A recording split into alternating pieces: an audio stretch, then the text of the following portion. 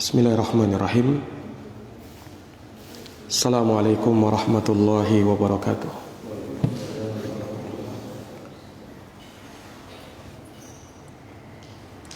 Innal hamdalillah nahmaduhu wa nasta'inuhu wa nastaghfiruh wa na'udzu billahi min shururi anfusina wa min sayyiati a'malina. May yahdihillahu fala mudilla lahu wa may yudlil fala hadiya lahu. Asyhadu an la ilaha illallah wahdahu la syarika lah wa asyhadu anna Muhammadan abduhu wa rasuluh. Ya ayyuhalladzina amanu taqullaha haqqa tuqatih wa la tamutunna illa wa antum muslimun. Ya ayyuhan nasu taqu rabbakumul ladzi khalaqakum min nafsin wahidah wa khalaqa minha zawjaha wa batha minhuma rijalan katsiran wa nisaa'a wattaqullaha alladzi tasaaluna bihi wal arham innallaha kana 'alaikum raqiba. Ya ayyuhalladzina amanu taqullaha wa qulu qawlan sadida yuslih lakum a'malakum wa yaghfir lakum dhunubakum wa may yuti'illaha wa rasulahu faqad faza fawzan 'azima. Amma ba'd, فإن أصدق الحديث كتاب الله وخير الهدى هدى محمد صلى الله عليه وعلى آله وصحبه وسلم وشر الأمور محدثاتها فإن كل محدثة بدعة وكل بدعة ضلالة وكل ضلالة في النار. معاشر الإخوة أعزني الله وإياكم. Alhamdulillah, alhamdulillah bi ni'matihi tatimmu shalihat.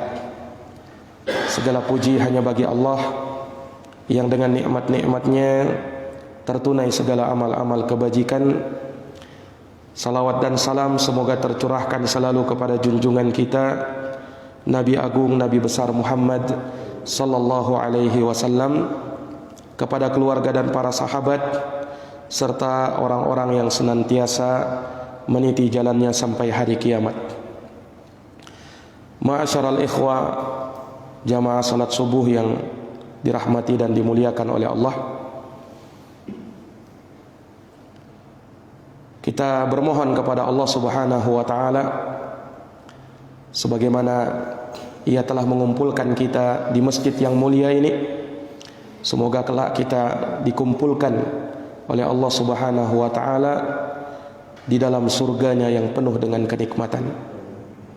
Dan juga kita bermohon kepada Allah semoga kita tergolong ke dalam mereka yang disebut oleh Nabi sallallahu alaihi wasallam di dalam sebuah hadits qudsi, di mana Allah Subhanahu wa taala berfirman, wajabat mahabbati lil mutazawirina fiyya wal mutahabbina fiyya wal mutajalisina fiyya. Telah pasti kecintaanku, kata Allah, kepada tiga orang. Yang pertama, mereka yang saling ziarah menziarahi, kunjung mengunjungi karena aku. Yang kedua, mereka yang saling cinta mencintai karena aku.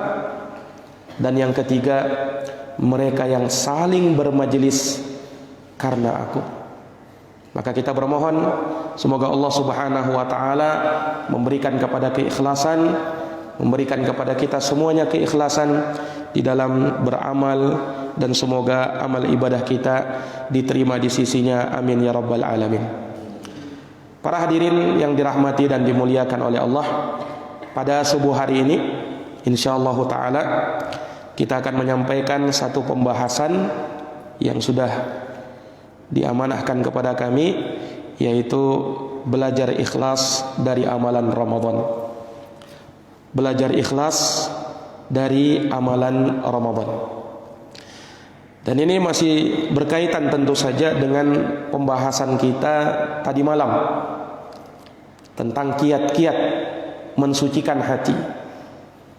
Karena salah satu kiat yang terbesar untuk kita mensucikan hati kita adalah belajar untuk ikhlas.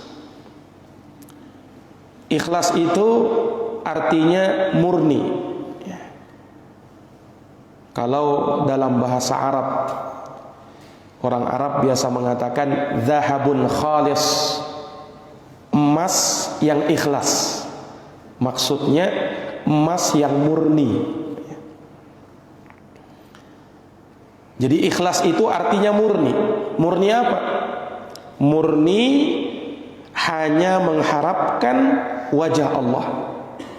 Murni hanya ingin berharap pahala di sisi Allah, dan ia tidak menginginkan perkara yang lain dari pujian manusia, perkara-perkara dunia dan lain sebagainya, dari niat-niat yang tidak tulus kepada Allah. Iya. Niat ini, ikhlas ini menjadi syarat diterimanya ibadah kita. Ibadah yang tidak dibangun tanpa keikhlasan, maka ibadah tersebut sia-sia, tidak diterima, dan di akhirat dijadikan bagaikan debu yang berterbangan. Wa qadimna ila ma amilu min amalin faja'alnahu haba'an manthura. Kami hadapi amalan yang mereka kerjakan itu, lalu kami jadikan itu amalan bagaikan debu yang berterbangan. Kenapa? Tidak ada keikhlasan. Sementara ini agama dibangun di atas keikhlasan. Ala lillahid dinul khalis. Ketahuilah, agama ini adalah agama yang murni, agama yang tulus, agama yang ikhlas. Allah tidak menerima selain dari keikhlasan. Wa ma umiru illa liya'budullaha mukhlishina lahuddin. Tidaklah mereka diperintah kecuali untuk beribadah kepada Allah dengan mengikhlaskan agama mereka, mengikhlaskan ketaatan mereka, mengikhlaskan ibadah mereka hanya untuk Allah Subhanahu wa ta'ala. Para hadirin yang dirahmati dan dimuliakan oleh Allah, Ramadan, kata para ulama, adalah madrasah yang mendidik kita untuk menjadi orang yang ikhlas. Karena memang betul kita di bulan Ramadan ini dilatih untuk itu. Lihat Nabi SAW ketika menyebutkan amalan-amalan besar yang menjadi usulnya Ramadan, pokok ibadah di bulan Ramadan: puasa, qiyamul lail, salat tarawih, malam Lailatul Qadar. Semua ini harus dibangun di atas keikhlasan. Lihat sabda Nabi sallallahu alaihi wasallam dalam hadis yang diriwayatkan oleh Imam Al-Bukhari dan Imam Muslim. Hadis yang mungkin sangat sering kita dengarkan di bulan Ramadan. Para khutbah, para duat menyampaikan hadis ini, di mana Nabi sallallahu alaihi wasallam bersabda, "Man shoma Ramadhana imanan wahtisaban ghufira lahu ma taqaddama min dambi." Barang siapa yang berpuasa di bulan Ramadan imanan wahtisaban, karena iman dan mengharap pahala, ghufira lahu ma taqaddama min dambi, akan diampuni dosa-dosanya yang telah lalu. Wa man qama lailatal qadri, dan siapa yang bangun, mangqama Ramadhana, barang siapa yang berdiri di malam Ramadan, kata Imam Nawawi, maksudnya dia berdiri untuk sholat tarawih, imanan wahtisaba, karena iman dan mengharap pahala, ghufira lahu ma taqaddama min dambi, akan diampuni dosa-dosanya yang telah lalu. Kemudian dalam riwayat Bukhari, mangqama lailatal qadri, siapa yang berdiri di malam Lailatul Qadar, lagi-lagi apa? Imanan wahtisaba, karena iman dan mengharap pahala, ghufira lahu ma taqaddama min dambi, akan diampuni dosa-dosanya yang telah lalu. Ada sebagian riwayat wa ma ta'akhkhar, dan yang akan datang. Namun riwayat ini lemah, syadzah, dilemahkan oleh Syekh Al-Albani rahimahullahu taala. Yang benar sampai ghufira lahu ma taqaddama min dzambi. Sampai situ saja. Para hadirin yang dirahmati dan dimuliakan oleh Allah, perhatikan bagaimana Ramadan mendidik kita supaya ikhlas. Disyaratkan ibadah-ibadah tadi, puasanya kita, tarawihnya kita, tatkala kita berdiri di malam Lailatul Qadar, itu semuanya berarti dan bernilai manakala dibangun imanan wahtisaban. Karena iman, yakin dan percaya dia akan kewajiban puasa Ramadan, akan syariat salatul tarawih, akan adanya itu malam Lailatul Qadar, percaya, yakin dia, dan mengharap pahala di sisi Allah. Ini keikhlasan. Kalau dia lakukan hal tersebut, baru datang keutamaannya. Ghufirallahu ma taqaddama min dzambi, akan diampuni dosa-dosanya yang telah lalu. Artinya, kalau dia berpuasa, kalau dia tarawih, kalau dia qiyam Lailatul Qadar, tapi tidak ada keikhlasan, tidak ada artinya semua itu. Ya, dia hanya dapatkan cuman apa? Cuman lapar dan haus. Dia dapatkan cuman apa? Cuman bergadang di malam hari. Makanya apa kata Nabi SAW? Rubba sha'imin laisa lahu min siyamihi illal ju' wal atash. Betapa banyak orang yang puasa, dia tidak dapatkan pahala puasanya kecuali karena apa? Kecuali hanya lapar dan haus saja. Rubba qa'imin laisa lahu min qiyamihi illa sahar. Betapa banyak orang yang melakukan qiyamul lail, dia tidak dapatkan pahalanya kecuali hanya bergadang saja. Kenapa bisa seperti itu? Karena keikhlasan, jamaah sekalian. Lihat betapa pentingnya ikhlas ini. Dia perkara yang tersembunyi di dalam hati kita, tidak nampak dia. Tahu tidak orang itu ikhlas dengan orang itu tidak ikhlas? Tidak ada yang tahu. Yang tahu hanya Allah Subhanahu wa ta'ala, kemudian dirinya sendiri. Apakah dia ikhlas melakukan itu ataukah tidak? Mungkin sama saja amalan yang dia lakukan, sama saja gerakannya, sama saja menahannya, tapi bedanya apa? Apa yang berada di dalam hatinya. Ini jamaah sekalian yang dirahmati dan dimuliakan oleh Allah Subhanahu wa ta'ala. Ibadah itu secara global terbagi dua. Ada memang yang nampak, zahirah, tidak bisa tersembunyi. Salat berjamaah di masjid misalnya, tahu kita, oh si fulan hadir, si alan hadir. Yang tidak hadir, oh ini, tahu kita. Begitu pula majelis ilmu, tahu kita siapa saja yang hadir itu, nampak dia. Baca Quran di masjid, nampak dia. Iktikaf di masjid, nampak dia.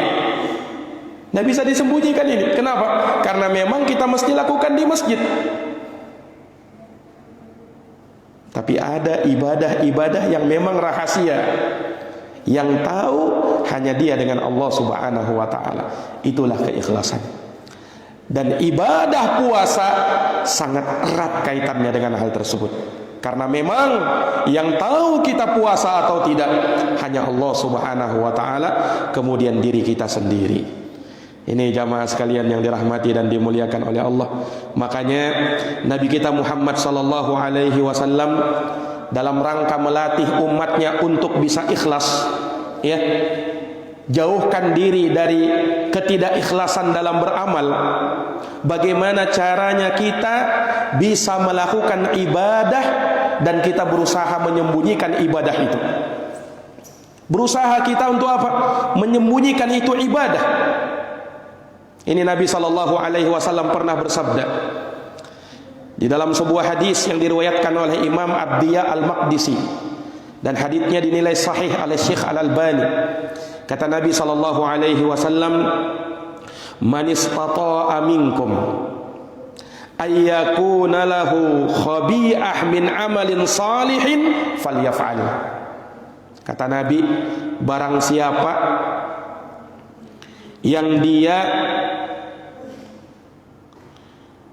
siapa di antara kalian yang mampu memiliki amalan rahasia, amalan yang tersembunyi dari amal soleh, falyaf'al, maka hendaknya dia kerjakan.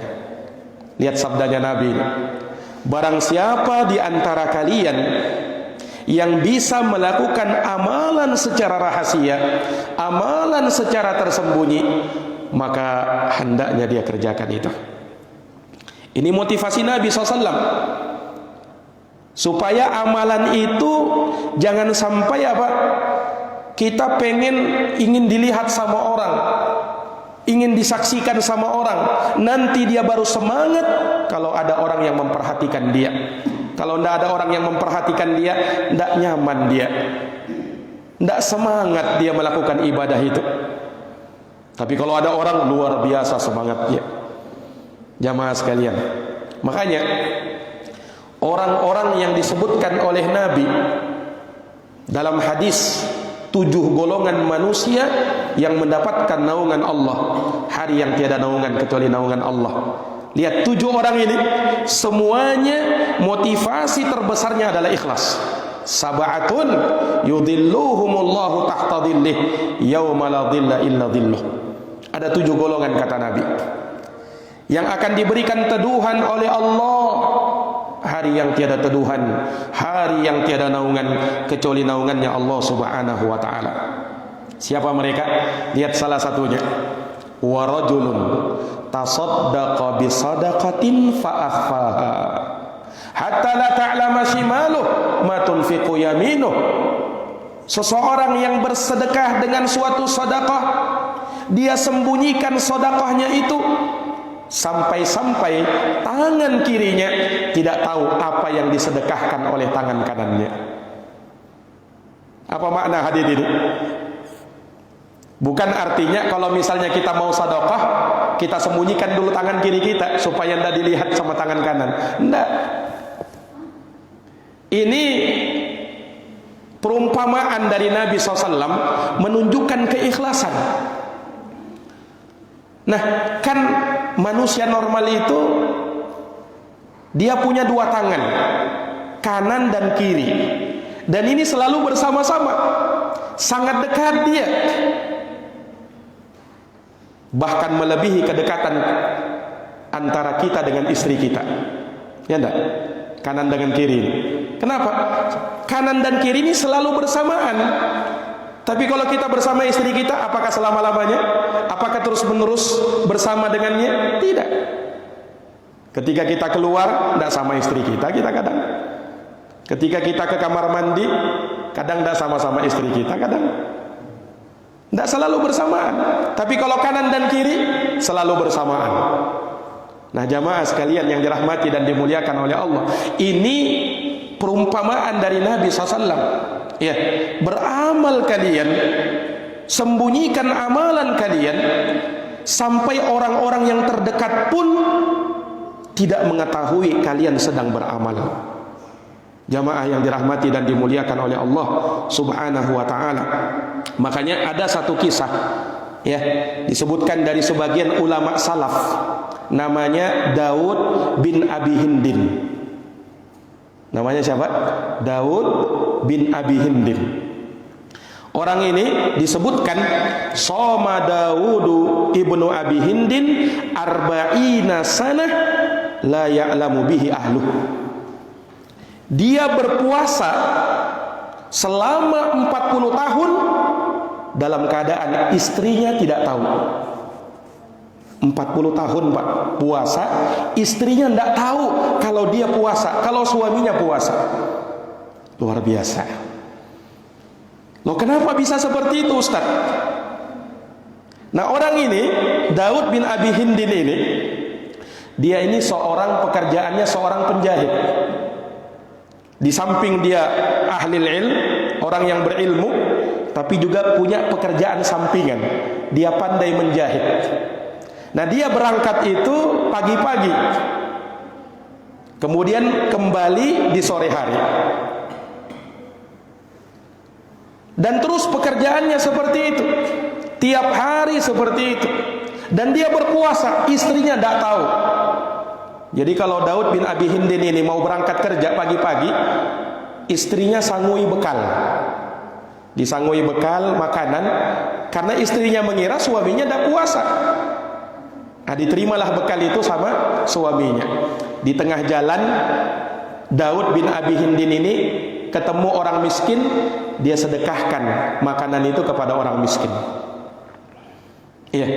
Kemudian pulang kerja di sore hari, makan malam, ya istrinya mengira ya makan malam. Padahal Daud bin Abi Hindin sedang buka puasa ketika itu. Subhanallah. 40 tahun puasa, istrinya tidak tahu, Pak. Nah, berbeda dengan sebagian orang pada hari ini. Beramal ibadah semua orang tahu, tetangganya tahu, teman-temannya tahu. Nah, jamaah yang dirahmati dan dimuliakan oleh Allah Subhanahu wa taala. Mungkin ada sebagian orang mengatakan, "Ustaz, saya itu beramal, saya ingin nampakkan supaya orang lain bisa nyontoh, Ustaz. Supaya orang lain bisa ngikut juga saya. Kan saya berpahala juga kalau saya nampakkan itu amalan." Ya memang betul ada kadang amalan-amalan yang tidak bisa kita sembunyikan, harus nampak dia. Tapi kalau ibadah yang bisa kita sembunyikan, usahakan sembunyikan. Loh Ustaz, saya mau nampakkan supaya orang lain mencontoh saya. Naam, kalau memang Anda bisa ikhlas dan menjaga keikhlasan, ya tidak masalah itu. Tapi ingat, bedanya sangat tipis sekali. Bisa jadi orang di awal-awalnya niatnya memang begitu, tapi kadang bisa berubah. Ibaratnya ia kadang berada di zona merah. Kalau zona merah itu kan, ya, kalau Covid daerah zona merah, rentan kenapa? Rentan terjangkiti kan. Nah sama orang begitu juga. Ketika dia memposisikan dirinya seperti itu, berada di zona merah, hati-hati. Ini jamaah sekalian yang dirahmati dan dimuliakan oleh Allah Subhanahu wa taala. Ada satu kisah lagi, salah seorang dari ulama kaum muslimin. Orang ini luar biasa. Dia pergi haji, ya. Jaraknya antara rumahnya dengan Makkah itu puluhan, ratusan kilometer. Dan dia lakukan itu setiap tahun dia haji. Naam, dan dia berjalan kaki. Jalan kaki, Pak. Nah, dia ingin agar hajinya betul-betul mendapatkan pahala yang luar biasa. Puluhan tahun dia melakukan haji, dia tidak mau naik kendaraan. Dia milih apa? Dia milih jalan kaki saja. Para jamaah yang dirahmati dan dimuliakan oleh Allah, orang ini tinggal bersama ibunya. Disebutkan bahwasanya dia tinggal bersama ibunya di suatu malam. Ibunya menyuruh anaknya ini untuk mengambilkan air untuk ibunya. Nak, tolong ambilkan air di dapur. Malam hari sudah tidur orang. Dia juga sudah tidur, orang ini. Maka mendengarkan perintah orang tuanya, ibunya ini berat dia, ya, untuk bangun, untuk melangkahkan kakinya yang jaraknya hanya berapa meter ke dapur. Berat kakinya. Subhanallah. Padahal yang nyuruh siapa? Ibunya sendiri. Maka dia pun berpikir, dia merenung, loh saya ini pergi haji tiap tahun, perjalanan saya jalan kaki puluhan bahkan ratusan kilometer, mampu saya. Nah ini saya disuruh orang tua saya hanya ke dapur, jarak cuman berapa meter, tapi berat kok, kaki saya ini kok berat. Dia pun merenung, kenapa saya bisa begini, ya. Tetap dia jalankan, tapi dia heran, kok saya bisa berat ya ketika saya disuruh sama orang tua saya ini. Tapi kalau haji, luar biasa semangat saya. Tidak ada, ringan terasa itu. Dia berpikir sampai dia ketemu. Oh, ternyata saya pergi haji itu, semangat saya walaupun jalan kaki sampai puluhan ratusan kilometer. Kenapa? Karena ada orang lain yang menyaksikan. Itu yang menjadi motivasi dia untuk apa? Pergi haji sampai jalan kaki, tahan, ringan dia, puluhan kilometer, tidak masalah. Ada orang lain memperhatikan dia. Tapi ketika orang tua menyuruh dia di malam hari, tidak ada yang menyaksikan. Berat dia. Kenapa? Tidak ada orang yang memujinya, tidak ada orang yang memperhatikannya. Perhatikan jamaah sekalian, orang itu terkadang semangat beribadah. Kenapa? Karena ada orang lain memperhatikan dirinya. Ini tanda bahwa dia kurang ikhlas. Ketika dia sendirian, tidak ada orang lain memperhatikannya, terasa berat bagi dirinya. Ini tanda orang itu tidak ikhlas. Hati-hati jamaah sekalian. Ya, ketidakikhlasan ini bisa menimpa siapa saja. Nah, ketika ada orang lain banyak, semangat luar biasa. Tapi kalau sedikit, tidak ada. Subhanallah. Semua kita diuji, Pak, jamaah sekalian yang dirahmati oleh Allah, baik yang berceramah maupun yang diceramahi, yang berdakwah maupun yang didakwahi. Nah, siapa saja bisa terjangkiti penyakit-penyakit hati yang mengurangi keikhlasan kita. Nah, makanya berusaha kita untuk menjadi orang yang ikhlas, berusaha kita untuk menjadi orang-orang yang ikhlas, yang beramal ibadah kepada Allah sama saja, baik tatkala dilihat sama orang, dipuji sama orang, ataukah tidak dipuji sama orang, sama bagi dia. Jamaah yang dirahmati dan dimuliakan oleh Allah Subhanahu wa ta'ala. Ya, makanya seseorang itu tatkala beribadah kepada Allah Subhanahu wa ta'ala, dia betul-betul memperhatikan yang seperti ini. Ya, ada orang itu dia beribadah kepada Allah luar biasa, Pak.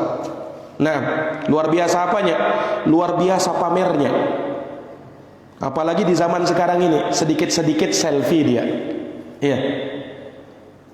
Habis khatam berapa juz, selfie lagi. Pasang status. Ya. Alhamdulillah hari ini saya khatam, ya, sampai 10 juz, sampai 5 juz. Jadikan status. Subhanallah. Ketika haji dan umrah kerjanya selfie aja. Nah, kemudian apa? Pasang di status lagi. Apa ini? Nah, ibadah pengen apa? Pengen pamer, ingin dilihat sama orang. Dan tidak jarang-jarang yang seperti ini dusta juga. Ya, tolong coba fotoin saya. Saya mau lagi berdoa. Pura-pura dia berdoa, padahal dusta. Tidak sebenar-benarnya dia doa itu, cuman karena pengen difotoin, ya, maka dia memposisikan dirinya seakan-akan apa betul-betul berdoa, padahal enggak, cuman karena ingin difoto. Subhanallah. Ini, Pak, yang banyak merusak amal ibadah kita. Nah, jangan sampai gara-gara itu ibadah kita jadi sia-sia. Capek aja yang kita dapatkan, tapi pahalanya nol, tidak ada sama sekali. Kan sekarang ini kan orang-orang seperti itu. Sedikit-sedikit pasang status, sedikit-sedikit selfie, sedikit-sedikit fotoin. Nah, supaya apa? Memperlihatkan kepada orang lain. Hati-hati yang seperti ini. Nah, hati-hati. Karena bisa saja ia terhinggapi perasaan-perasaan apa? Ujub, ya, merasa bangga, merasa hebat. Kemudian ingin apa? Memamerkan kepada orang lain. Hilang keikhlasannya kepada Allah Subhanahu wa ta'ala. Maka inilah yang terkadang menjadikan kita itu terkadang tidak ada, ya, kita sholat seakan-akan sholat itu tidak membekas di dalam hati kita, tidak memberikan ketenangan di dalam hati kita. Kenapa? Koreksi keikhlasan kita, Pak. Harusnya sholat itu menjadikan kita semakin baik. Inna sholata tanha anil fahsya'i wal munkar. Sholat itu mencegah perbuatan keji dan mungkar. Ala bidzikrillahi tatma'innul qulub. Dengan kita berzikir kepada Allah, ingat sholat itu zikir kepada Allah, hati akan menjadi apa? Hati akan menjadi tenang, para hadirin yang dirahmati dan dimuliakan oleh Allah Subhanahu wa ta'ala. Ya, dan ini juga yang terkadang mungkin tatkala kita beribadah cepat bosan. Tidak tahan kita ibadah itu lama-lama. Nah, kalau sholat berjamaah, senangnya kalau imam itu baca surat pendek. Tapi kalau sudah imam baca surat-surat panjang, merasa terlalu panjang lagi ini. Cari-cari alasan lagi. Kadang cari-cari alasan lagi. Kan imam itu kan harusnya kan bacanya jangan yang memberatkan. Ya, yang pendek-pendek aja lah. Padahal imam baru baca surat-surat yang pendek juga. Tapi yang pendek itu dia anggap berat juga. Nah, ini jamaah sekalian yang dirahmati dan dimuliakan oleh Allah. Iya. Ada orang yang baca Quran tidak tahan dia.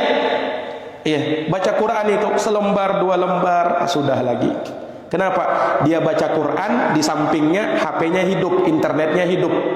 Ketika bunyi WA, oh dia lihat lagi. Nah, oh ada lagi yang baru lagi.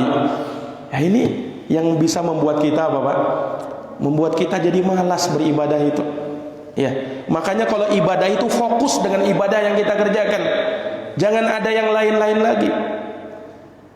Ini jamaah yang dirahmati oleh Allah. Ya, sahabat Utsman bin Affan pernah mengatakan, "Lau tahurat qulubukum ma syabi'tum min kalami rabbikum." Andaikan hati kalian itu suci, niscaya kalian tidak akan pernah merasa kenyang dari kalam Rabb kalian, Al-Qur'anul Karim. Andaikan hati ini bersih, tidak akan pernah kita puas dengan bacaan Quran kita yang telah kita baca. Ini jamaah sekalian yang dirahmati dan dimuliakan oleh Allah. Makanya berusaha untuk senantiasa ikhlas karena Allah Subhanahu wa taala. Berusaha untuk senantiasa ikhlas karena Allah Subhanahu wa taala. Nah, di bulan Ramadan ini kesempatan kita melatih keikhlasan kita. Terus dilatih keikhlasan ini, terus diperbaharui keikhlasan ini. Perkara yang paling berat, para ulama dahulu bahkan menganggap berat sekali mengobati keikhlasan ini. Kenapa? Hati kita itu selalu terbolak-balik. Awalnya boleh saja dia ikhlas, tapi tidak ada jaminan di tengah ibadah yang dia kerjakan dia tidak ikhlas. Bisa saja muncul apa? Muncul perasaan-perasaan ria, ingin pamer, ingin dilihat, ingin didengar, ingin dipuji. Ini semua yang menghapuskan amalan kita jamaah sekalian yang dirahmati oleh Allah. Makanya ikhlaskan niat di bulan Ramadan. Ya, tuluskan niat di bulan Ramadan. Memang niat kita karena Allah. Memang niat kita karena apa? Karena Allah Subhanahu wa taala. Masuk Ramadan niatnya apa? Betul-betul ini. Saya akan manfaatkan Ramadan ini. Nah, dengan ibadah-ibadah yang betul-betul Allah Subhanahu wa taala akan berikan ganjaran yang luar biasa pahalanya. Jangan niatnya karena dunia. Oh, kira-kira bisnis apa ya yang cocok di bulan Ramadan ini? Niatnya semata karena itu. Bukan artinya orang tidak boleh bisnis di bulan Ramadan. Silahkan. Tapi kalau targetnya memang itu saja, apa kira-kira ya bisnis? Oh iya, saya mau jualan takjil Ramadan nanti. Oh, saya mau jualan masker dah di bulan Ramadan. Apalagi masa pandemi ini kayaknya laris-laris ini. Subhanallah. Ini jamaah sekalian yang dirahmati dan dimuliakan oleh Allah. Nah, ini yang banyak merusak keikhlasan kita. Iya. Kalau kita apa niatnya kita seperti itu. Ada juga orang niatnya setengah-setengah.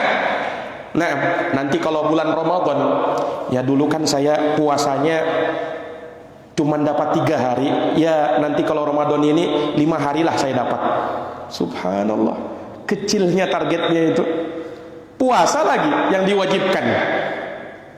Dulu Ramadan tahun lalu saya bisa tarawih cuman sekian ya. Ini harus saya tingkatkan lah. Nanti saya mau tarawih. Nah, pokoknya 10 hari pertama di masjid. Nanti kalau 10 hari kedua, ketiga tidak usah lah. Targetnya setengah-setengah. Iya, jangan seperti itu. Pasang target tinggi-tinggi memang. Kalau memang kita tidak sanggup, tidak sampai ke situ, minimal niat sudah kita dapatkan. Ya, minimal niat sudah kita dapatkan. Nah, niat ini luar biasa. Orang berkeinginan melakukan satu kebaikan, kalau dia tidak sanggup kerjakan, sudah ditulis satu pahala sempurna kebaikan. Baru niatnya itu. Ini seorang kalau berniat, tapi kalau niatnya memang setengah-setengah, ya diberikan pahala ya setengah juga. Tapi kalau niatnya sudah memang tinggi, ya, maka luar biasa pahala yang Allah Subhanahu wa taala berikan kepada dirinya. Nah, ini para jamaah sekalian yang dirahmati dan dimuliakan oleh Allah Subhanahu wa taala. Makanya di bulan Ramadan ini pasang niat kita, targetkan target yang tinggi supaya apa? Minimal, kalaupun kita tidak sanggup full melakukannya, tapi kita sudah dapat pahala niatnya. Apalagi kalau kita sanggup melakukannya, bisa diberikan kekuatan untuk itu.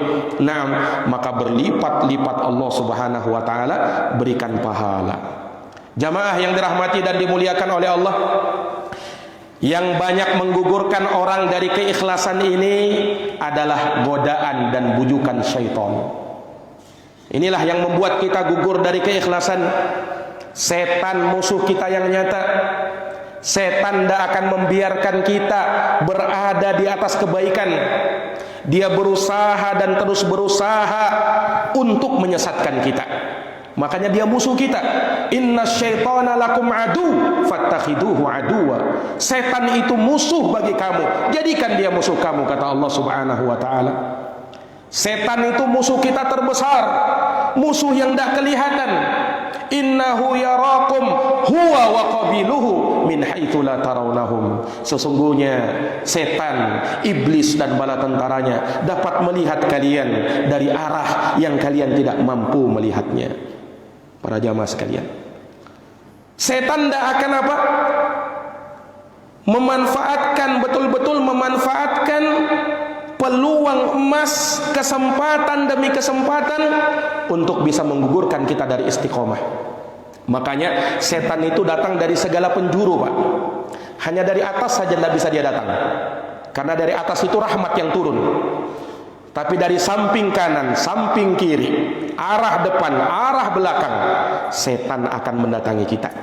Perhatikan di dalam Quran, Allah Subhanahu wa taala berfirman, "Tsumma la'atiyannahum min baini aydihim wa min khalfihim wa an aymanihim wa an syama'ilihim."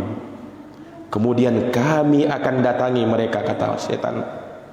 Kami akan datangi itu manusia dari mana? Min baini aydihim, dari arah depan mereka, wa min khalfihim, dari arah belakang mereka, wa an aymanihim wa an syama'ilihim, bahkan dari arah kanan dan kiri mereka. Apa maksudnya? Dijelaskan oleh Imam Qatadah, disebutkan dalam tafsir Ibnu Katsir, yakni atahum min baini aydihim.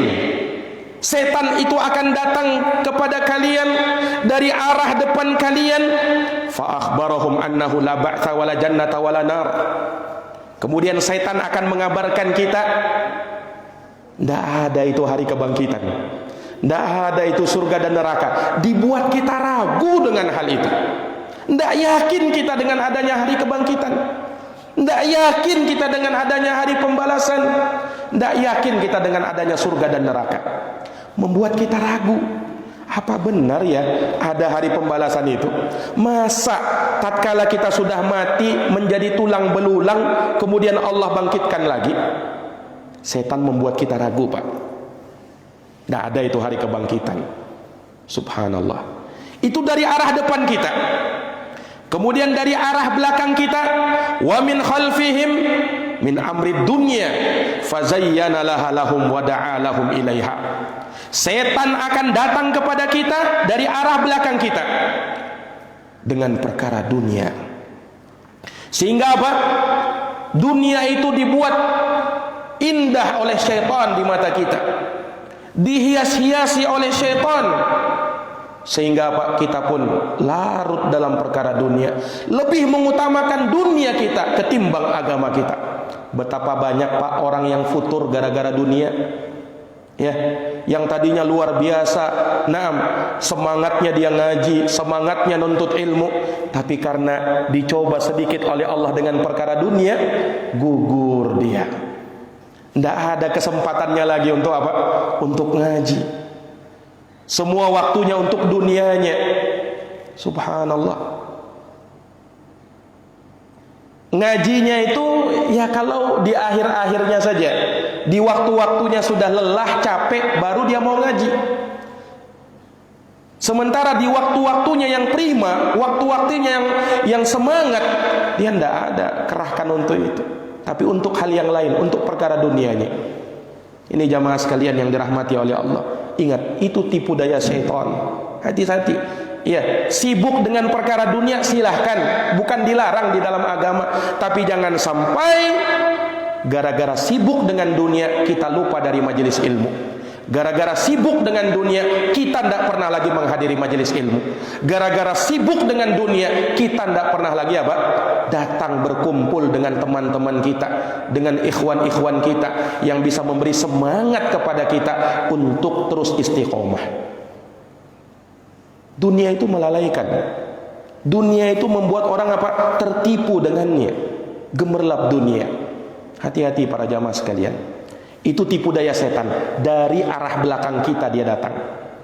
Kemudian kata Imam Qatadah, wa an aimanihim, dari arah kanan kita, min qibali hasanatihim, dari arah kebaikan-kebaikan kita, battahum anha, membuat kita apa?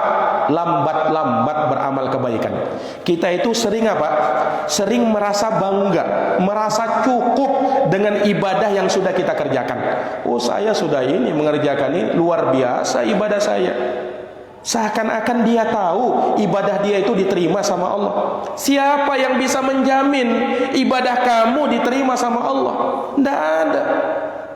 Iya, berapapun amal kebaikan yang kita lakukan, tidak ada jaminan, Pak. Tidak ada jaminan. Innama yataqabbalallahu minal muttaqin. Yang Allah terima hanya dari mereka yang bertakwa. Siapa yang menjamin? Ibnu Umar pernah mengatakan, andaikan saya tahu ada satu solat saya yang diterima oleh Allah, niscaya itu lebih saya cintai daripada dunia dan seisinya. Karena tidak ada yang tahu ibadah kita diterima atau tidak kecuali Allah Subhanahu wa taala. Makanya jangan pernah merasa puas dengan amalan itu. Jangan pernah berhenti dari melakukan amalan. Fa idza faraghta fansab. Apabila kamu telah selesai dari satu melakukan ibadah, maka tegakkan lagi ibadah yang lain. Jangan pernah merasa bosan, jangan pernah merasa cukup. Jamaah yang dirahmati dan dimuliakan oleh Allah Subhanahu wa taala. Iya. Ini dari arah kanan kita. Dengan kebaikan-kebaikan kita ditipu kita sama setan. Wa an syama'ilihim, dari arah kiri kita. Bagaimana dari arah kiri kita? Zayyana lahumus sayyi'at wal ma'asi wa da'ahum ilaiha wa amarahum biha.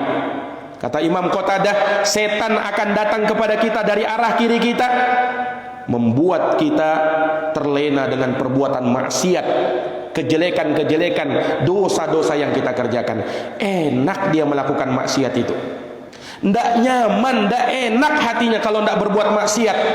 Barang sesaat. Subhanallah. Sehingga apa? Hatinya betul-betul sudah kecanduan dengan maksiat.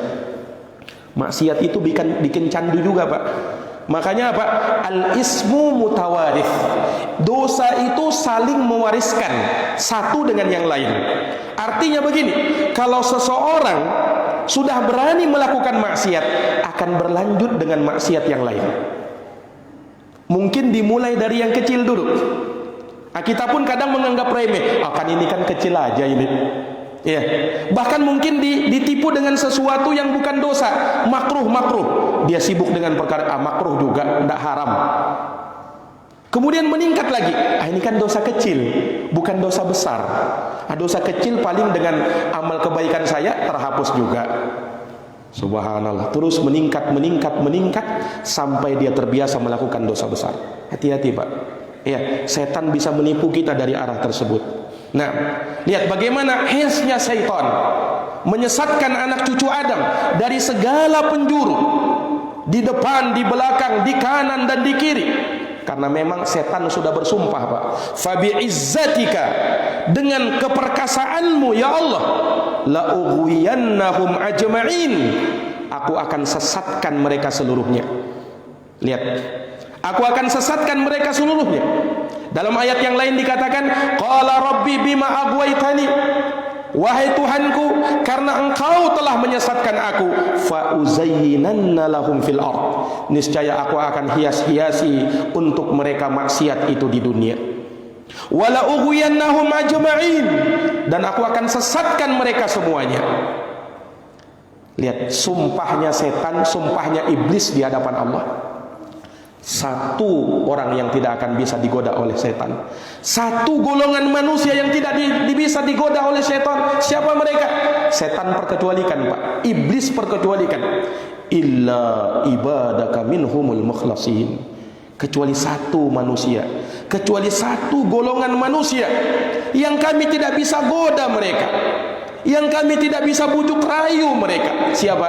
Orang-orang yang diberikan keikhlasan. Jamaah yang dirahmati dan dimuliakan oleh Allah. Nah, syaitan inilah yang menggugurkan kita dari keikhlasan. Dan kita ingat, di saat bulan Ramadan, setan-setan kemana, Pak? Setan-setan kemana?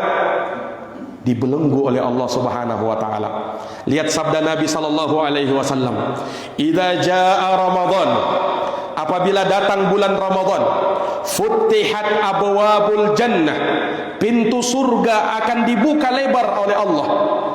"Wa ghulliqat abwabun nar," dan pintu neraka akan ditutup rapat sama Allah. "Wa suffidatis syayatin," dan syaitan-syaitan akan dibelenggu oleh Allah. Dalam riwayat Bukhari dikatakan, "Wasul silatis syayatin," setan-setan akan diikat sama Allah, dibelenggu, tidak bisa lepas dia. Ini di bulan Ramadan, setan diikat sama Allah. Loh Ustaz, di bulan Ramadan kan ada juga masih orang berbuat maksiat, berarti masih ada setannya. Sementara dalam hadis dikatakan apa? Setan itu dibelenggu sama Allah. Kok bisa ya? Di bulan Ramadan masih ada juga orang bermaksiat. Kenapa bisa begitu? Ulama menjawab, ada dua jawaban kata para ulama.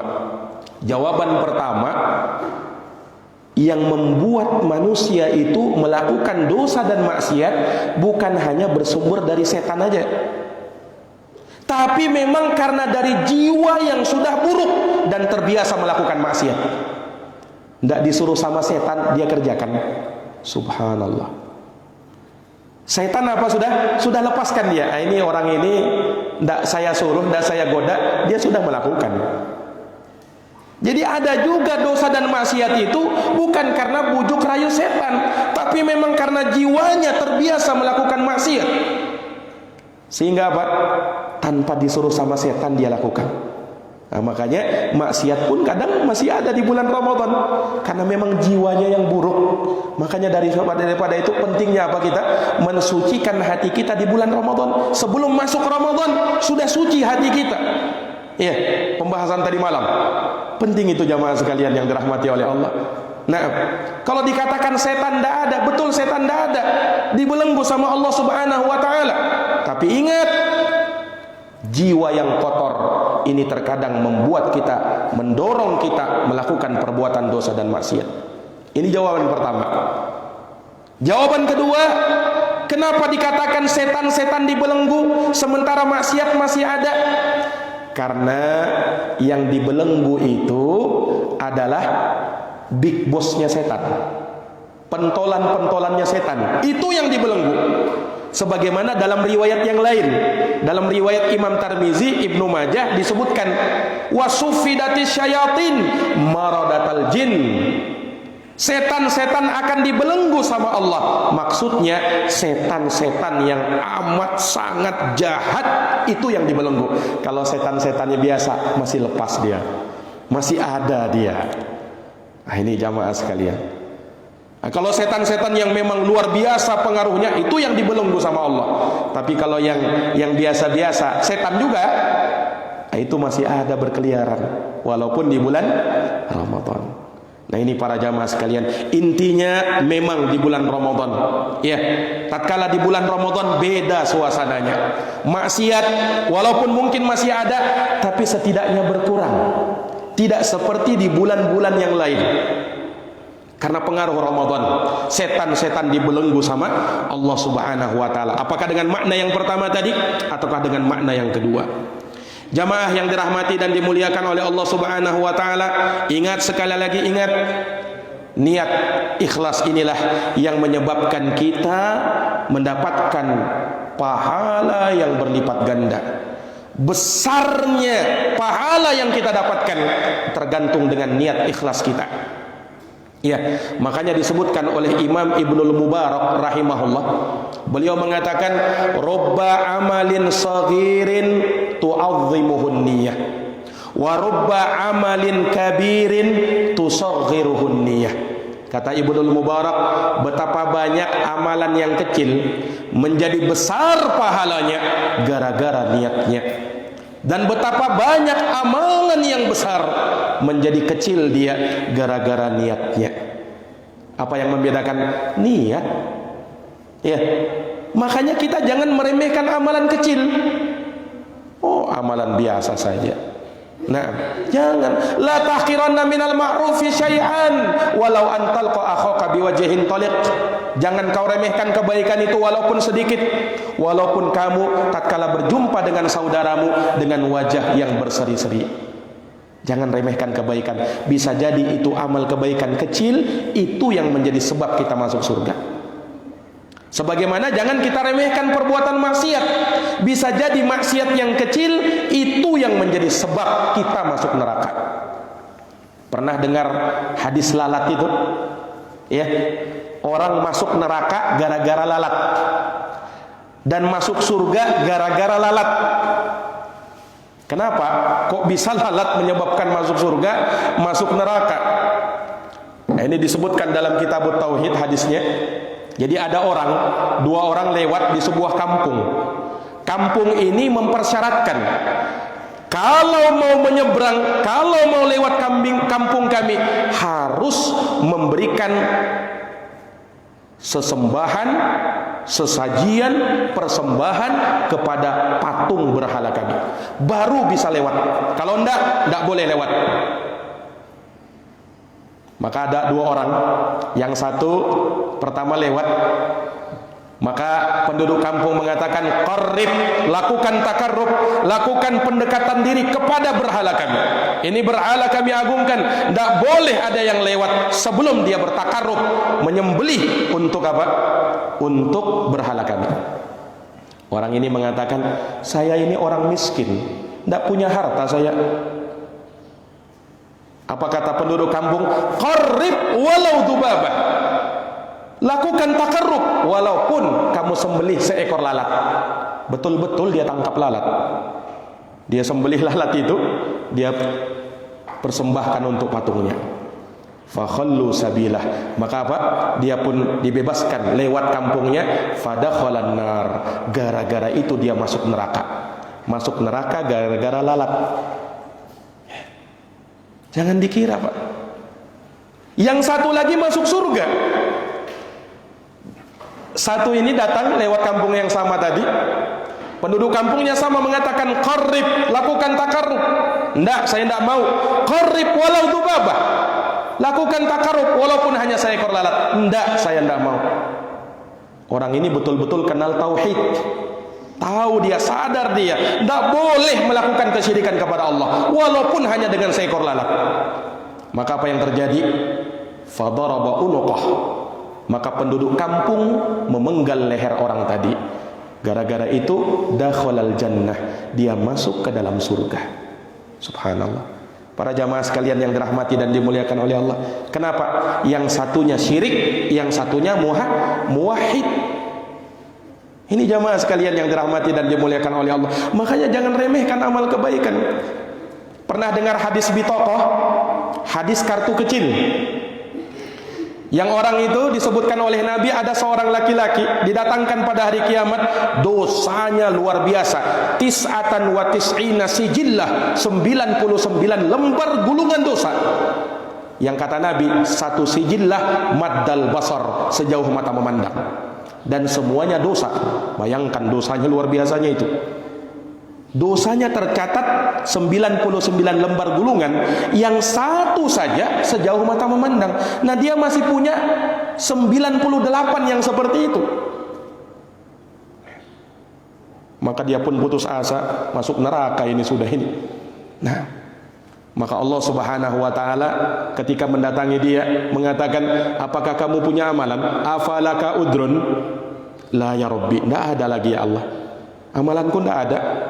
Al-yauma la zulm, hari ini tidak ada kezaliman. Allah datangkan amal kebaikannya, ternyata masih ada amal kebaikannya yang hanya ada dalam bitokoh, kartu kecil. Di situ ada amalannya.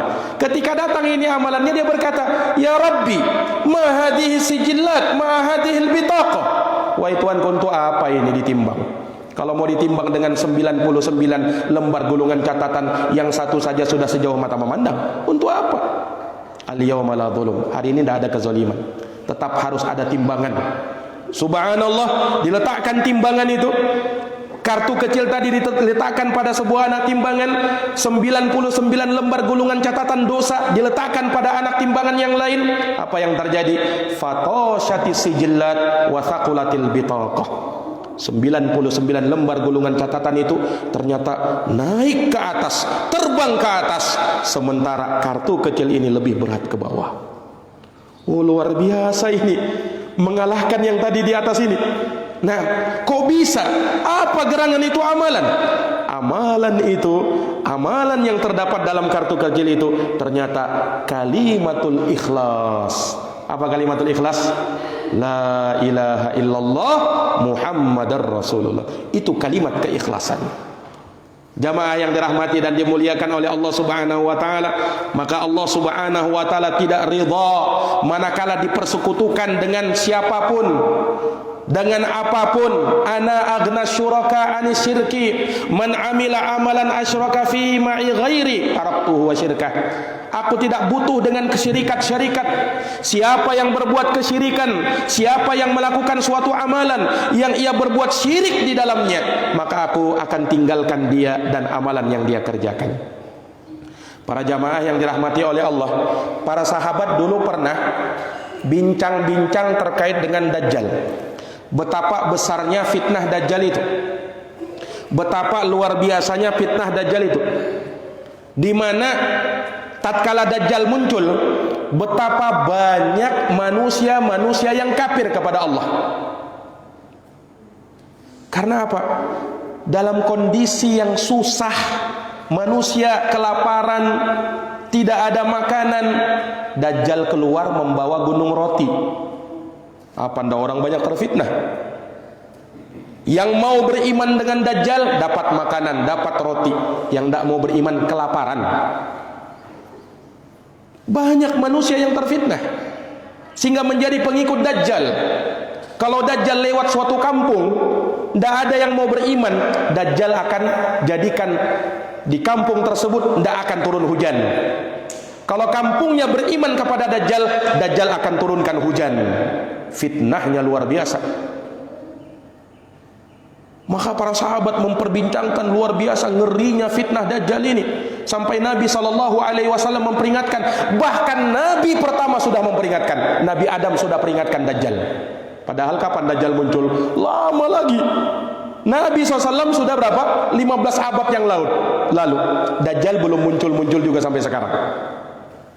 Ya kan? Nah, kalau ada berita-berita sebagian orang katanya Dajjal sudah muncul, itu berita-berita hoax semua itu. Nah, Dajjal itu muncul ada tanda-tandanya. Ya, Dajjal pertama keluar satu hari bagaikan setahun. Hari yang kedua bagaikan sebulan. Hari yang ketiga bagaikan sepekan. Hari-hari setelahnya seperti hari-hari kalian. Itu tandanya kalau Dajjal muncul. Kalau belum ada yang seperti itu, berarti Dajjal masih terbelenggu, belum keluar dia. Tapi sebentar lagi dia akan keluar. Wallahu alam kapan waktunya. Luar biasa fitnah Dajjal ini. Nah, tiba-tiba Nabi datang, Pak. Nabi datang mengatakan apa? Ala ukhbirukum bima huwa akhafu alaikum minal masihid dajjal. Inginkah aku kabarkan kepada kalian yang kau khawatirkan menimpa kalian melebihi kekhawatiranku terhadap fitnah Dajjal? Ingin tak aku kabarkan? Kaget sahabat, Pak. Kaget minta ampun. Loh, ini fitnah Dajjal ini ya Rasul sudah terlalu luar biasa bagi kami. Masih adakah yang lebih besar daripada Dajjal? Kata Nabi, iya, masih ada yang lebih besar dari Dajjal. Apa itu?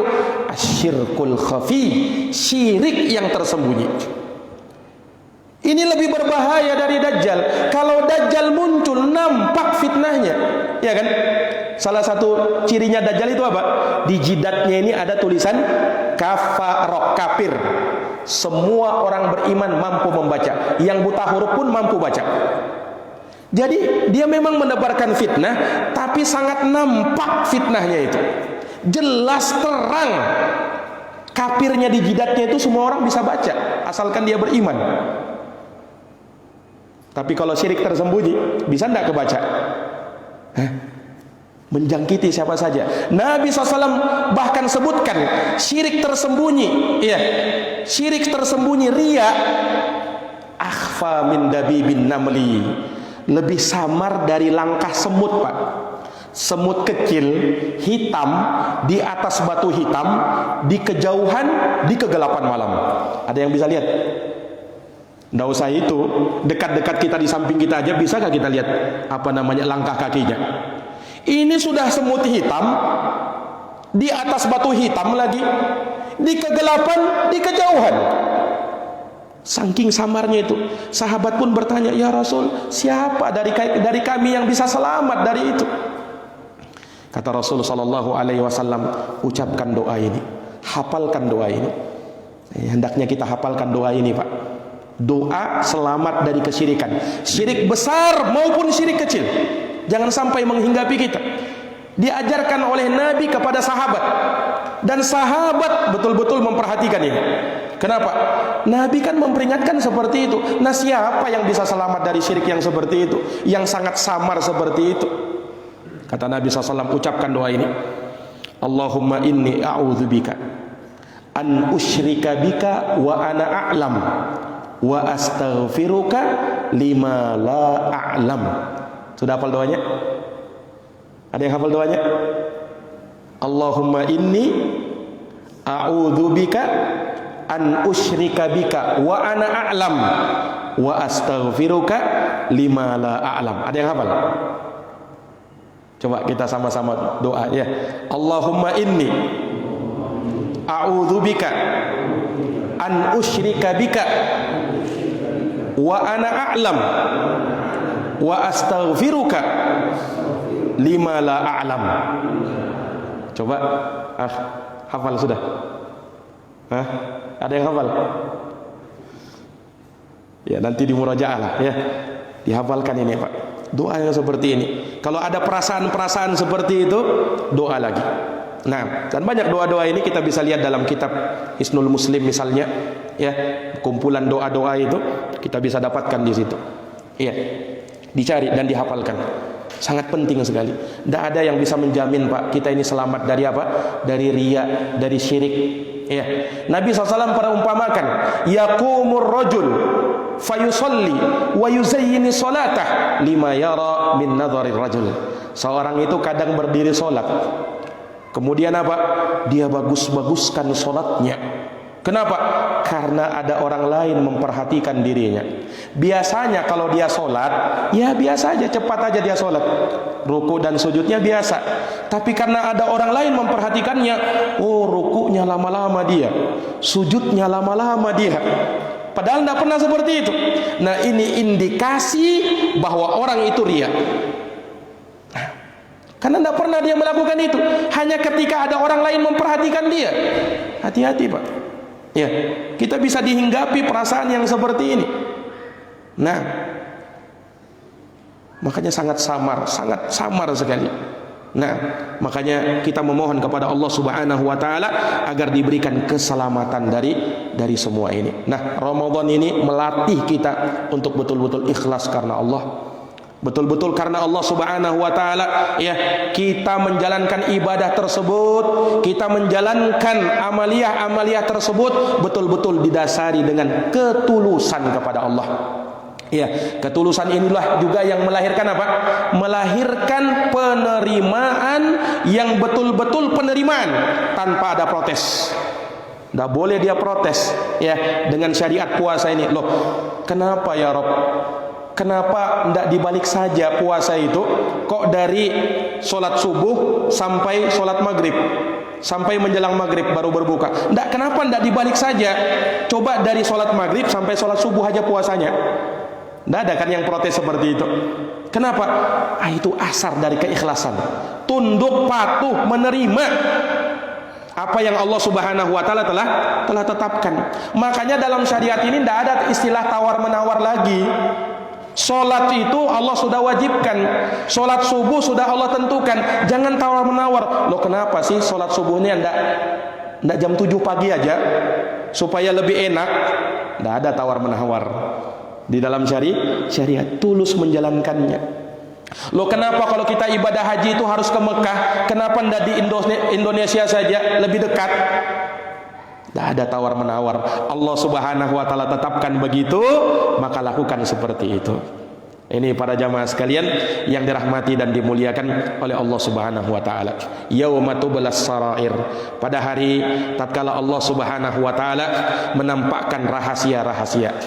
Nampak semuanya, nampak seluruhnya, termasuk niat-niat yang ada di dalam hati kita. Makanya betul-betul kita mantapkan niat ibadah puasa kita nanti di bulan Ramadan. Ingat hadis Nabi SAW, innamal a'malu binniyat wa innamal likulli imri'im ma nawa.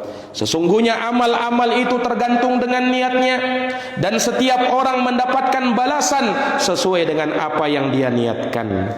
Makanya ketika kita berniat menjalankan ibadah puasa betul-betul dari dalam hati kita.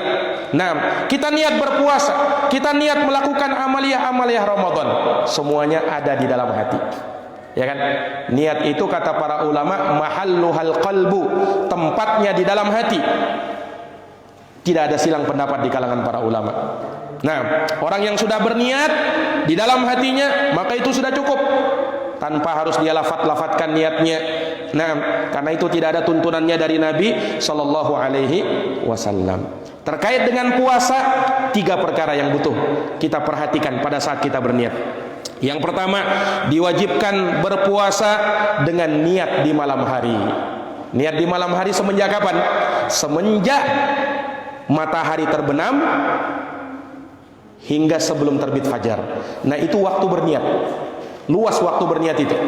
Nah, luas waktu apa? Waktu berniat itu. Orang yang bangun makan sahur, kemudian dia makan sahur, maka itu niat dia untuk berpuasa. Ini yang pertama. Yang kedua, kewajiban berniat tiap malam. Berdasarkan pendapat yang terkuat dari pendapat-pendapat para ulama. Karena ada sebagian juga yang mengatakan niat itu cukup di awal saja, nanti untuk 30 Ramadan. Tapi pendapat yang paling kuat bahwa niat itu setiap malam. Kenapa? Ibadah puasa itu terputus antara satu dengan yang lainnya, ya kan? Kita tidak sehari semalam kan puasa. Kita hanya apa? Hanya seharian aja puasa, malam tidak puasa. Maka terputus antara hari pertama dengan hari kedua. Sehingga kita butuh niat di hari pertama, butuh juga niat di hari yang kedua, butuh juga niat di hari yang ketiga, dan seterusnya sampai akhir Ramadan. Niat terus di malam hari. Jangan sampai lupa dengan niat. Yang ketiga, tidak dibenarkan seseorang itu apa? Niat hanya sekali saja untuk 30 Ramadan. Nah, ini penekanan yang kedua tadi. Nah, dan semua ini berdasarkan hadits Nabi sallallahu alaihi wasallam, "Man lam yubayyitis siyama minal lail fala siyama lahu."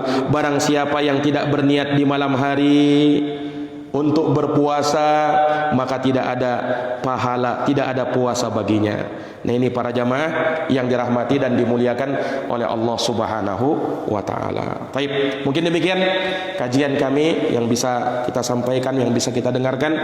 Semoga bermanfaat bagi ikhwanuna seluruhnya. Mungkin kalau ada yang mau bertanya, silahkan. Sebelum kita tutup kajian kita terkait dengan pembahasan kita, atau mungkin perkara yang lain.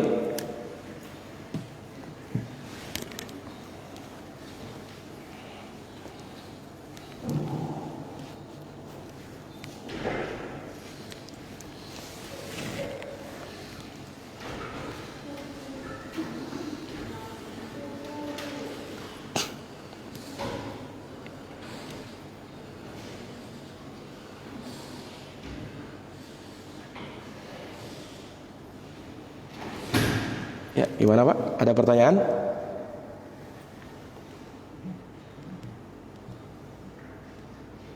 Waktu kita tadi sampai jam 7 ya? Iya kah? Ya kan? Jadwalnya jam 7. Masih ada 15 menit, 17 menit.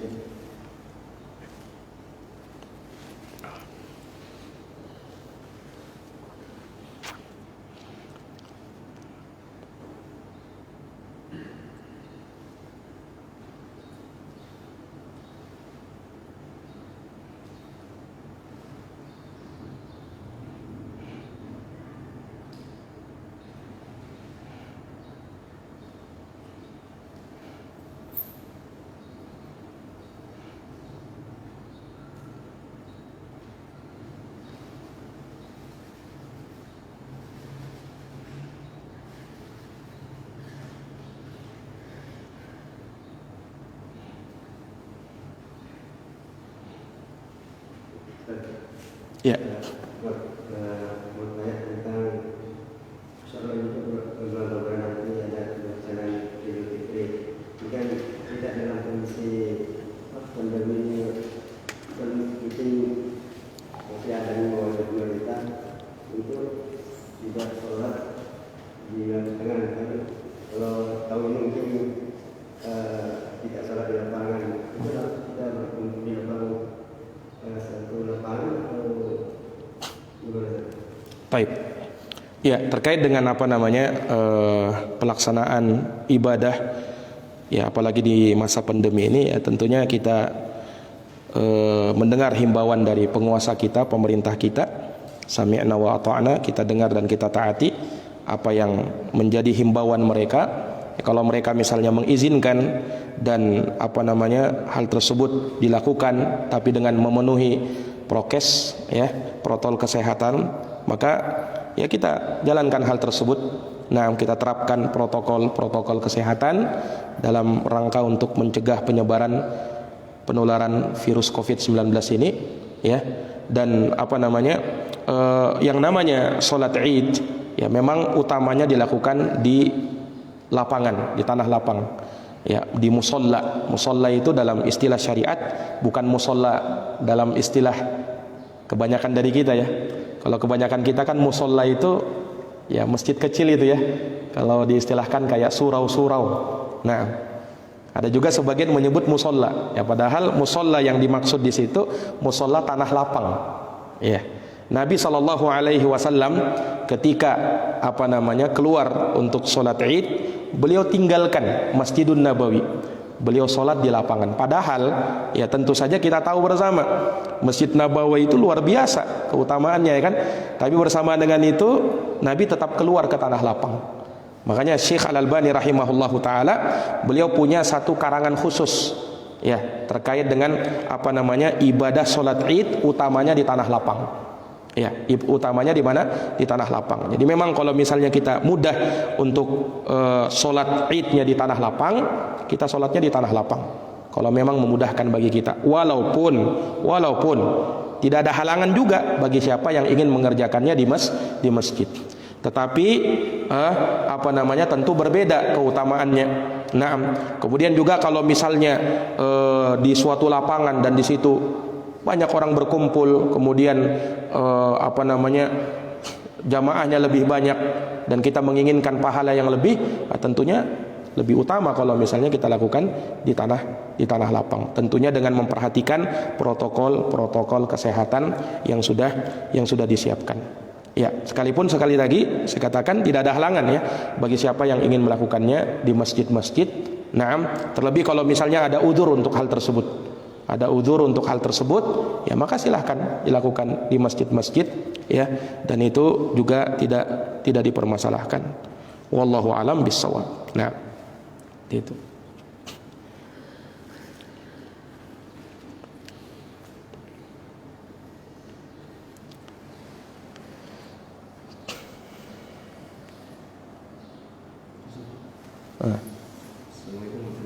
Waalaikumsalam warahmatullahi wabarakatuh. Ketika kita melakukan sholat tarawih, kita kan ada witir, apakah nanti kita kalau melaksanakan sholat malam lagi, atau kita ada witir dulu? Iya, ketika kita melaksanakan sholat witir ya di malam hari, apakah kita kalau mau bangun lagi malam sholat witir lagi? Ya, ini terjawab dengan hadis Nabi sallallahu alaihi wasallam di mana beliau bersabda, la witrani fi lailah. Tidak ada dua witir dalam satu malam.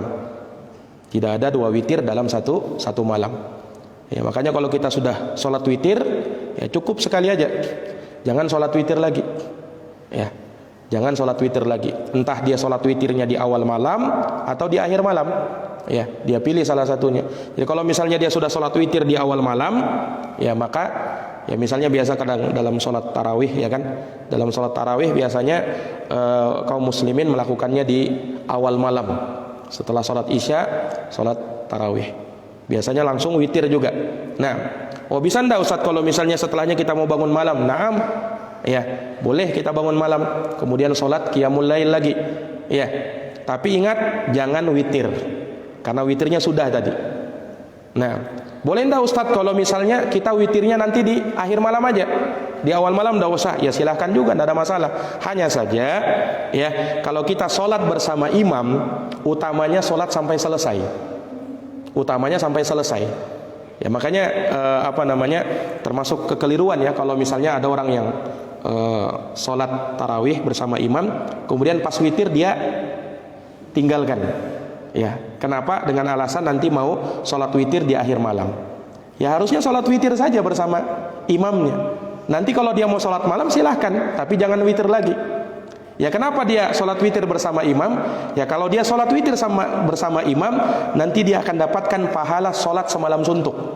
Kalau dia tinggalkan imam, tidak dapat pahala sholat semalam suntuk. Karena Nabi SAW bersabda, man shalla ma'al imami hatta yansarif kutibalahu qiyamul lailah.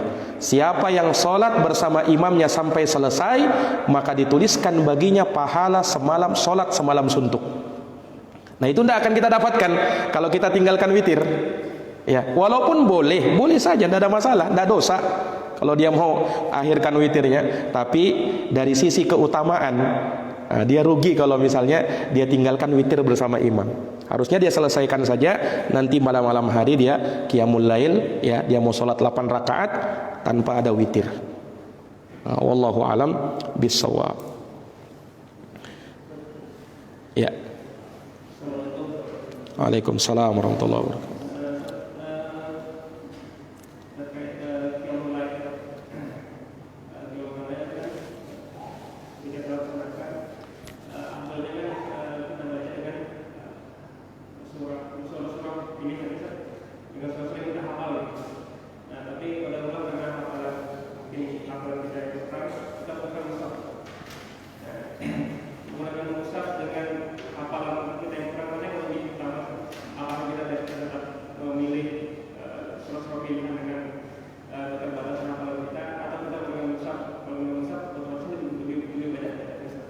Ya.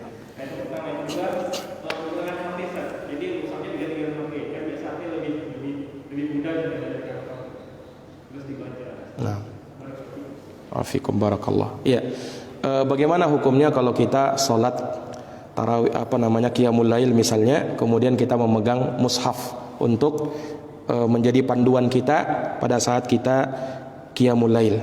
Ya, apakah itu diperbolehkan? Jawabnya na'am, itu diperbolehkan. Kalau dalam sholat sunnah ya, terutama qiyamul lail, na'am, karena kita ingin memilih surat-surat bacaan yang panjang dan kita tidak punya hafalan ya yang banyak, maka boleh kita sholat sambil memegang mushaf. Ya, sholat sambil memegang mushaf.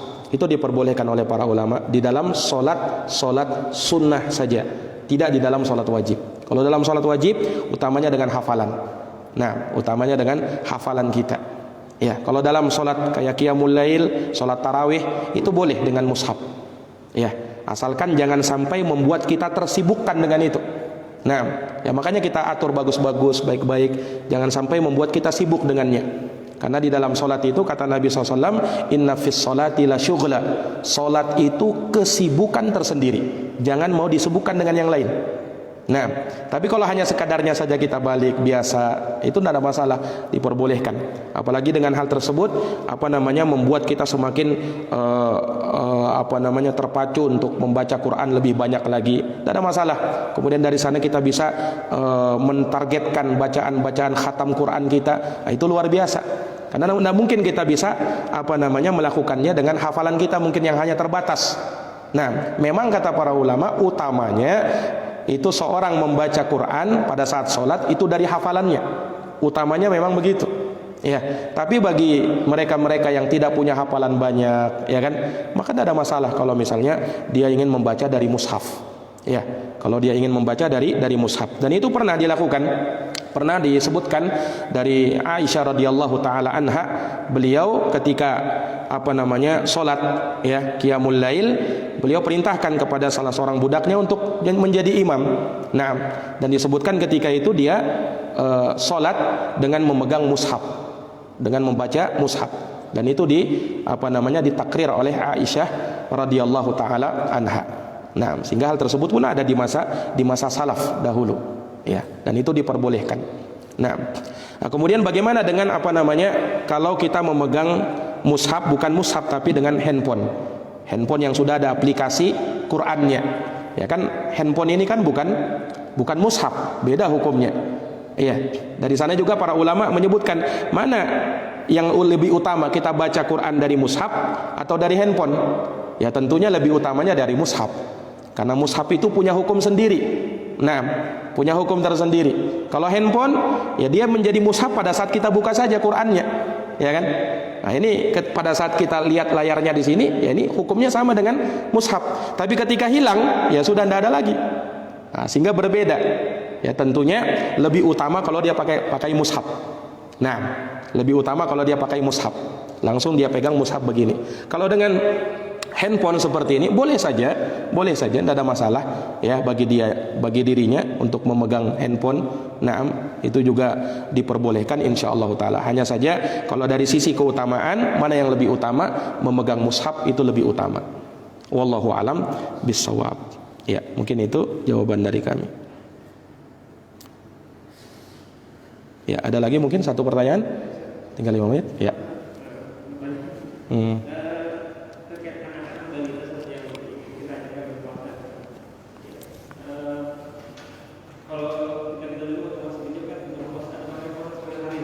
Gimana? Ya.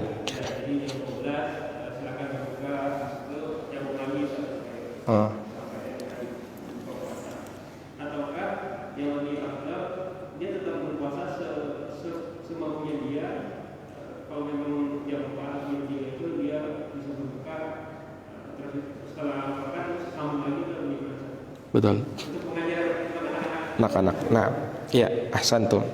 Ya, terkait dengan anak-anak kita, ya, memang orang tua ya dianjurkan untuk memerintahkan anaknya supaya melatih mereka untuk beribadah. Ya. Termasuk di dalamnya puasa. Dalam sebuah hadis Rasulullah bersabda, "Muru auladakum bis shalah wa hum abna sab'i sinin, wadribuhum 'alaiha wa hum abna 10 sinin, wa farriqu bainahum fil madhaji." Ya, perintahkan anakmu supaya sholat ketika umur 7 tahun, dan pukullah mereka pukulan pendidikan kalau mereka tidak mau sholat ketika berumur 10 tahun, dan pisahkanlah ranjang-ranjang mereka, kata Nabi sallallahu alaihi wasallam. Nah, ulama mengatakan ini hadis sebenarnya bersifat umum, bukan hanya dalam sholat saja, dalam puasa juga diajarkan seperti itu. Kalau sudah umur 7 tahun, anak itu diperintahkan untuk puasa.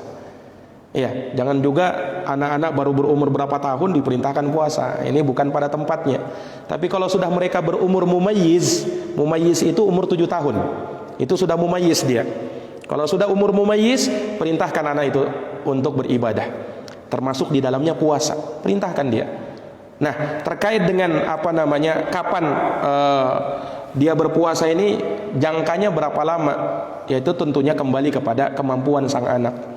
Jangan juga kita memaksanya terlalu berlebih-lebihan. Ya, karenanya masih anak-anak, ya kan? Mereka tidak sama dengan kita. Ya, maka kita perlu lihat porsinya mereka. Ada mungkin anak yang kuat, masya Allah. Nah, ada juga yang tidak bisa seperti itu. Ya, dulu para ulama salaf mereka melatih anak mereka untuk berpuasa itu, ya, mereka suruh anaknya berpuasa. Kalau misalnya anaknya pengen makan, pengen minum, ya, maka orang tuanya kasih mainan-mainan. Dikasih main-mainan, akhirnya dia sibuk dengan mainannya, lupa dengan makanannya. Nah, itu salah satu cara metode ulama salaf dulu, ya, untuk mengalihkan anak itu dari perkara-perkara yang ingin membuat dia membatalkan puasanya. Nah, ya, dikasihkan sesuatu yang membuat dia senang. Ya, namanya masih anak-anak, ya kan, tentunya kalau kita kasih sesuatu yang mungkin dia bosanan atau apa. Tapi kalau mainan kan semangat mereka. Ya, dunianya anak-anak, pahami mereka itu. Nah, kemudian terkait dengan apa yang berkembang di masyarakat kita, dan itu memang hal yang bagus, ya, membiasakan anak puasa setengah hari dulu. Nah, itu hal yang bagus, ya, supaya anak itu terbiasa. Nah, kalau perlu kita kasih motivasi, ya, nah, nanti kalau kamu bisa puasa begini, bapak kasih hadiah begini. Tidak ada masalah, sebagai bentuk motivasi. Nah, dan kita jujur pada saat kita ngomong seperti itu, ya, kita jangan hanya sekedar bilang doang, tapi kita betul berikan hadiah nanti sesuai dengan ucapan kita. Jangan sampai kita dusta, ya. Nah, yang seperti itu kita lakukan. Jadi kembalinya sebenarnya kepada kemampuan sang anak. Kalau misalnya mereka bisa setengah hari, nah, setengah hari mereka berpuasa, ya, biasakan seperti itu. Nah, ketika kita sudah melihat, kita kan bisa melihat anak-anak kita ini kayaknya sudah tidak sanggup lagi ini, ya sudah, setengah hari saja mereka berbuka.